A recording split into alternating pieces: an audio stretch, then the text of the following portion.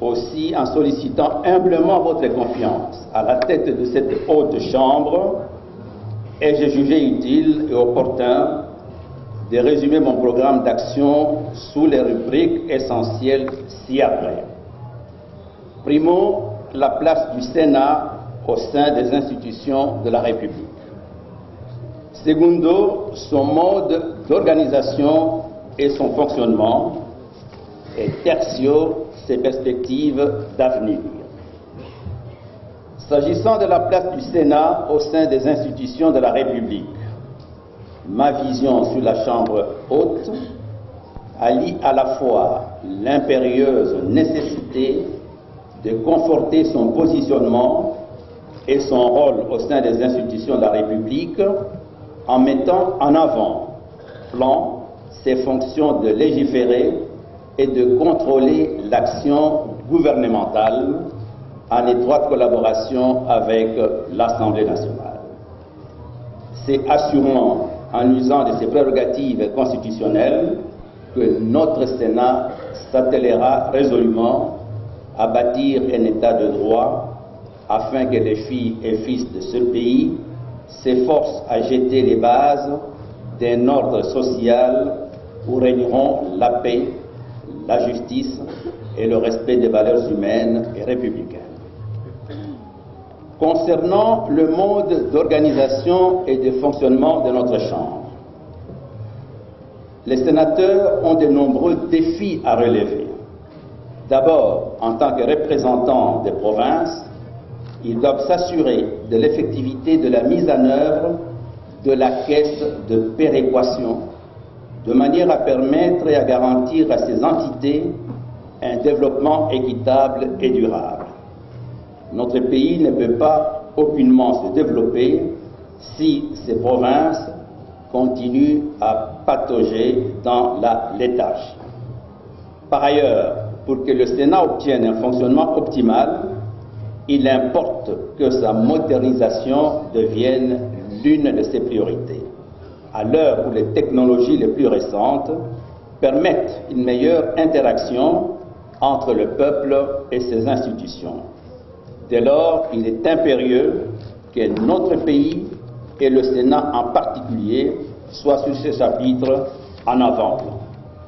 Il faudra continuer à se rénover au point que cette transformation impulse la modernisation de notre institution au travers notamment de l'informatique, des équipements, mais aussi et surtout par la conception des modes de gestion de son patrimoine et de son administration afin qu'il soit en adéquation avec les modèles les plus actuels et les plus en vogue.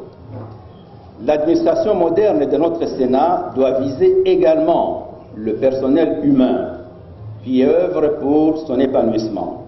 En effet, les sages de la Chambre haute, ainsi que le personnel administratif qui les accompagne, doivent bénéficier d'un environnement de travail apaisé et efficace, et j'en fais ma priorité.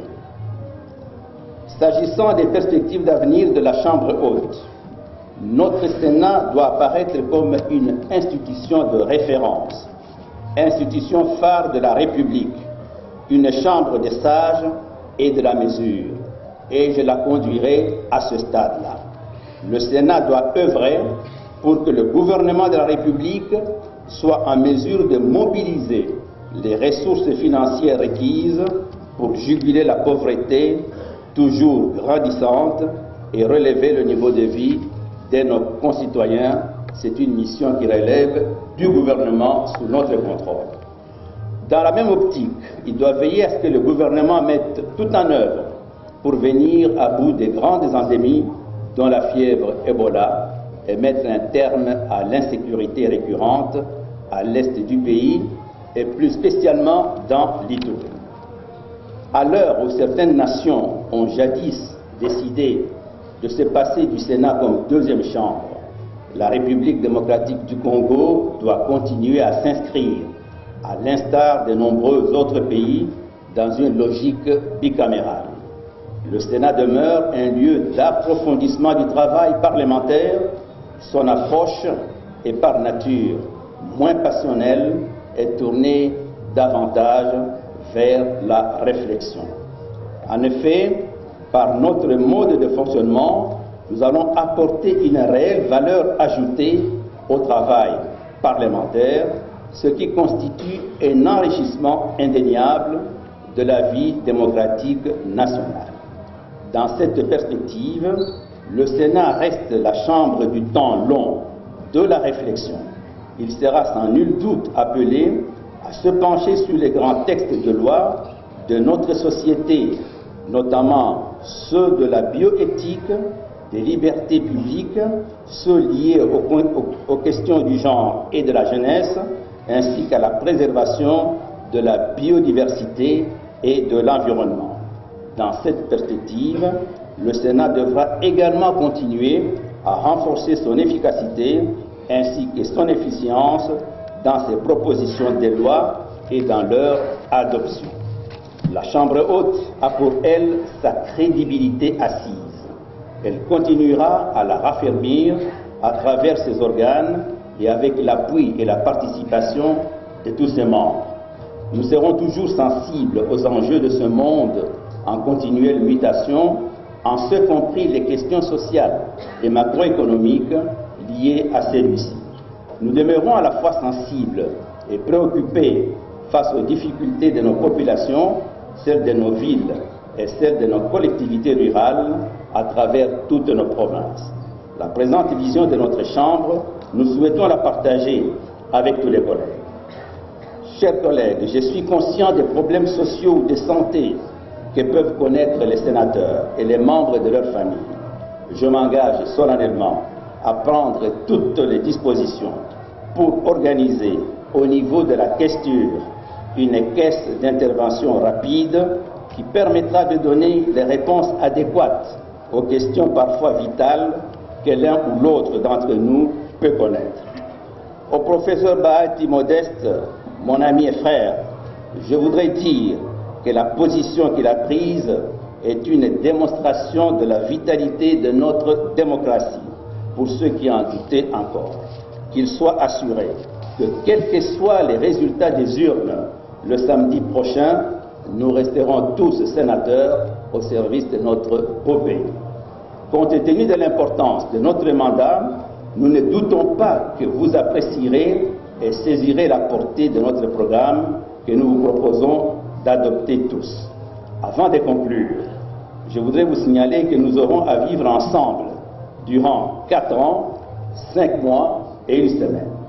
Cette période nous permettra de mieux nous connaître et vous découvrirez la vraie image de la personne que je suis et pas les clichés qui ont été véhiculés ces dernières semaines. Je ne suis certes pas un saint, je dois avoir certainement à quelques occasions heurté l'une ou l'autre sensibilité de nos concitoyens, qu'ils acceptent sincèrement mes profondes excuses et je vous remercie.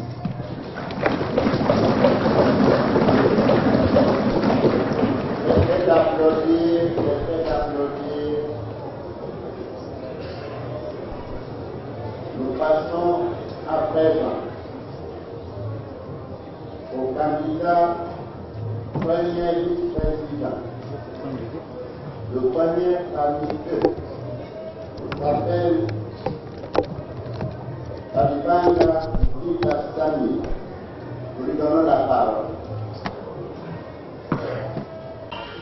Palais du peuple Ningani mercredi 24 juillet 2019 na rythme ya campagne électorale ya maponami ya bayeba kokamba bureau définitif ya Sénat. Bakambi ya mangomba politique pe ba militant bayebi na kotanda ba banderole, ba affiche pe bibundeli ya ndenge na ndenge lolenge ya kotalisa ba candidat na bango na ngambo ya bandeko ya FDC oyo bazali kopesa maboko na candidature ya Modeste Bahati na présidence ya Sénat. Et bongi candidat na bango alonga po azali mobundeli ya peuple elobi Lili Lusambo. Ce qui a élu président Sénat kao oeza na kati ya mboka na biso ekolongwa parce que l'APDC incarne le peuple. Oali le peuple d'abord. Pour APDC to s'accaparer la vision du chef de l'État. En deuxième lieu, Bahati Lukwebo a un rassembleur. Au moment na ye na opposition aza na problème te, la majorité a na problème te, la société civile a na problème te. Na ngambu ya FCCP lokola balingi komona Tambwe Mwamba kokamba chambre haute ya parlement kotala boyebi na ye elobi Josiane Kalunda. Fait Tambwe Mwamba a lakisi ba compétence na ye mingi. C'est un monsieur très expérimenté dans la gestion de la chose publique. Plusieurs fois ministre, plusieurs fois à la tête des grandes institutions de notre pays. Nous estimons que M. Tambwe Mwamba, que M. Tambwe Mwamba a Zamutwa Longo Bani pour Nakokamba. Et Sengeli Boye Baete, campagne ya maponami ya Sénat, o epesami pona mikolo mibale, et bandi mercredi 24 juillet, pe ekosi la jeudi 25 juillet, de maponami ekosalama samedi 27 juillet 2019. Tolobi, Tibokoyoka.